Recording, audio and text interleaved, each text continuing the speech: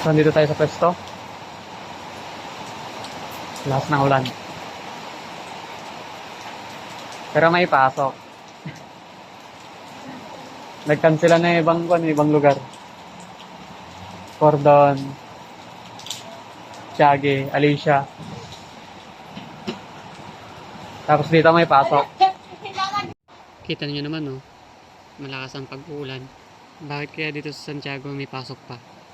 Yung bang city namin nagdeklara ng walang pasok. So weird. Pero hindi kami nagluto today. Mahirap na kasi baka bigla silang mag-cancel. Sayang lang yung lulutuin namin.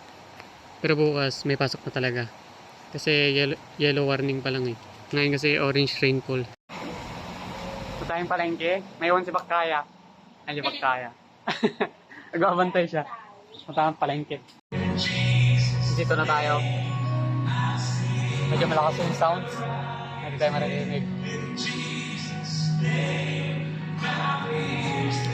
Ayan o, grocery yan.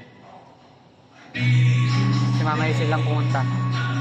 Kanton lang kasi bilhin eh. Kaya, dito na lang tayo maghintay. So, ayan na siya. Lalabas na. Punta na tayo. Sarap mag-vape. Ayan na siya. Yan. Tara na. So, andito na tayo. Ito lang yung vlog natin for today. So, yun lang. Salamat.